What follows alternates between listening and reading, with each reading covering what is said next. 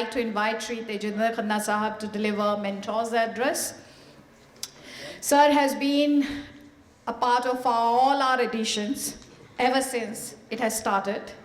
Even during the COVID days when everybody cancelled, Sir came and he shared his views on international relations and discussed the various aspects of it. So once again, we are delighted and honored. Sir, we are delighted and honored to have you with us. And I would, without any further delay, I would like to invite you to share your insights and once again your comments on the current IR, international relations.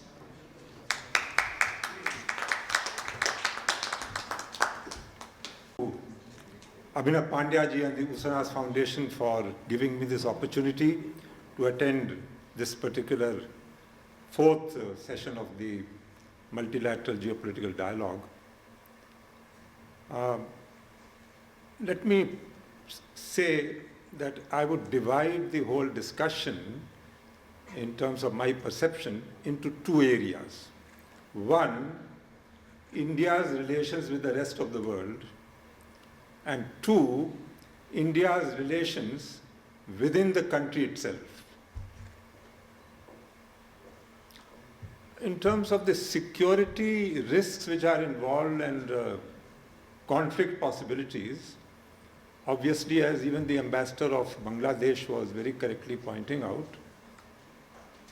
and it was mentioned by other senior commentators here who were on the panel, we need to actually, this is called a dialogue. And India, over its civilizational history, has been a very fine and dedicated example of indulging constantly in dialogues. Shastrarth, the very fine, globally recognized book by Amartya Sen, said the argumentative Indian. We have all read that book. Whenever in the old days there was some discussion about interpreting some aspect of Indian philosophy, Indian theology, Indian spirituality, the Shastras between Shankaracharya and Pandit, forget his name, which happened in Banaras, Mandan Mishra.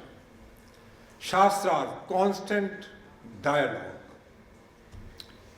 I think personally India's greatest strength in the past, here now, and in the future is going to lie in its capacity to engage in constructive and respectful dialogue with all the partners, both globally, internationally, and I would then say even within the country. The problem what happens is, once you feel you are in a position of power and you are controlling everything, everything is under you have the whip hand, as they say, you are riding a horse, the whip is with you, you tend to forget that the other person on whom you are trying to project power or to impose a particular decision also has the capacity to react. And there's a Newton's third law, every action has an equal and opposite reaction. Therefore, when we are discussing things even with other countries, we must be able to have a very good capacity to listen. What is their point of view? There may be differences, and one can adduce in a decent, civilized discussion what those differences are, which is a correct way to proceed. But I would say this right at the beginning, that when we are talking to other countries, as an Indian citizen, and a proud Indian citizen, I would say, India should look every country in the eye and speak from a position of absolute equality in terms of capability, competence, civilization ability, the legacy that we command, 10,000 years of dedication to all kinds of spiritual insights and philosophical insight, astronomy, mathematics. Books have been written. They have been written about China also. But this book that was referred to, The Golden Road by William Dalrymple, about India's great civilizational contribution for over 1,000 years, extending right from Central Asia, Iran, and right through to Indonesia and Cambodia, Laos, and the whole works. We should never lower our eyes when we are talking, whether it's the United States, any other so-called self-appointed superpower, hegemon. When you are talking to India, you better keep your eyes at a level. You are not talking down to India. You may have 3-4 times trillion capacity in terms of GDP. You will never be able to bring India down. India will stand on its good feet with 10,000 years of legacy behind it. And I can assure you, the final count is not a GDP. The final count is your spiritual strength. And if you are getting strength from your spiritual connectivity with what I call the divine presence, which has created, which is sustaining, and which will destroy the universe when the time comes. They say, Karta, Dharta, Harta. If you are connected to that supreme divine power, there is no need to blink your eye and be looked down upon by anybody. But at the same time, if one has access to that kind of spiritual linkage and strength, which I believe we are very fortunate in the quality of leadership which we have had and we continue to have, people who have that, somehow there is some antenna which is going up and a flow of energy which gives you vision, which gives you understanding and the way to proceed. But if you have that, it also then imposes a requirement of humility. The more power you have, the more humble you become. And there's a very good analogy, a tree which is laden with fruit, the branches bend. So humility goes along with, so when it was very correctly mentioned by Ambassador Venkatesh Verma, that you have power and then you have a purpose. What is the purpose? It has been very well articulated by our saints and, you can say revered gurus and all over thousands of years. Vasudeva Kutumbakam, the whole world is one family. Sarve Bhavantu Sukhina, let there be well-being of all. The Sikh Guru, Guru Nanak said, Nanak Naam Chardi Kala Tere Bhane Sarbat Da Bhala. He didn't say the well-being of Sikhs, no. The well-being of all. Why? Because in the Indian perception, the divine presence is there in every single aspect of creation. It is there in the Chinese, in the Israelis, in the Britishers, in the US people, it's there. So you treat them with respect. When we say namaste, namaste means we are actually bowing in reverence to the divinity within you. That is namaste.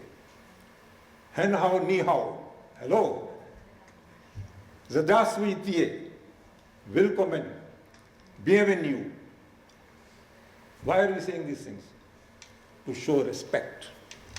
Respect. So, two things. One, India in terms of its global relationship. It's high time we should have, I don't know, it's already being done, but India should never accept anything which goes against national self-respect and national self-interest. And India has demonstrated it beautifully. When it came to the Ukraine war and any amount of pressure by the Europeans and so-called people who wanted India to take a particular line on the Ukraine war, in the United Nations, in the General Assembly, in the Security Council, not once did India do something which was against its perceived sense of propriety and correctness. Now, vis-a-vis India, our neighboring countries, we must talk to each one of them with great respect. And I know that there's a perception, I'm sitting here, I have held many positions, but the neighbors do have a feeling, oh, India is acting like a big brother. Why? India should not act like a big brother.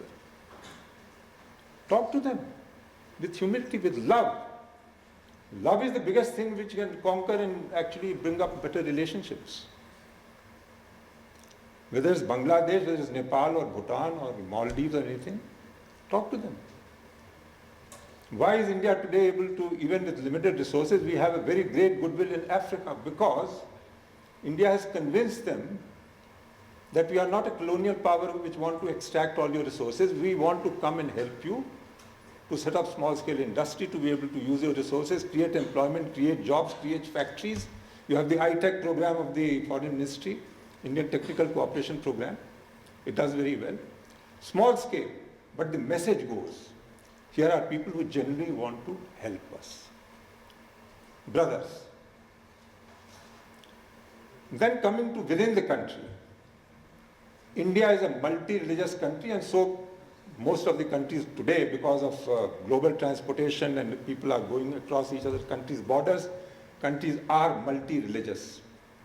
Now, if you are a multi-religious country, in my view, if you do not want religious and sectarian clashes, the head of every single religion in that country, in the message he gives to his co-religionists, he has to say categorically, I am a practicing Muslim, I am a practicing this, a Hindu, but I respect the rights of all other religions and believers to practice their religion in their own way.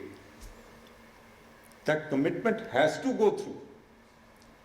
And if in any madrasa or any other place, I'm not talking particularly, but if in any place a religious leader is trying to indoctrinate the followers with the view that anybody who does not follow our religion is to be regarded as a person who needs to be given the reverse side of punishment, whether it's violence or something, totally unacceptable. This should be made absolutely mandatory throughout, not only India, but all other countries. They are all multi-religious. And why should it be that from in the old days, of course, now Saudi Arabia has changed, it has become much more liberal under Mohammed bin Salman. UAE is liberal, they have allowed temples to be built, gurdwaras to be built. But there was a time when Muslim countries said, we will go to all countries, rest of the world, Europe, America, England, build our mosques, but you are not allowed to build a place of worship in our country. Why? Where is the symmetry? If I had a chance, I would advise the government of India to tell every single religious leader in this country, you will tell, should you be caught giving them an exclusivist message that only my religion is true and everything else is to be thrown in the junk bin, I will close your institution and lock you up. There are no soft options here. At the same time, I do believe that treated with due respect and this thing, they will fall in line.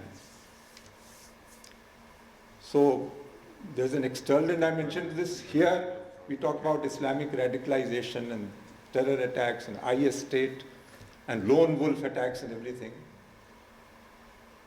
Firstly, we need to be extremely alert. We need to be very, very good in sharing intelligence. I know we are doing it with several countries. And should we get any information, prevention is better than cure. Catch him while you can. And then just put him behind where he needs to be. I would take an extremely tough line in dealing with these people. There's no soft option. So I believe that a very small percentage of people get radicalized, but very necessary to identify who they are, where they are, and take them to account before it's too late. I again thank you all for your patience in listening to what I had to say. India has a great future. No country in the world is going to be able to put India down. There is A, B, C, or D. India has a future role to play because of its legacy of working with true love and devotion and spiritual commitment for the well-being of all humanity, not just for the Indians. Thank you.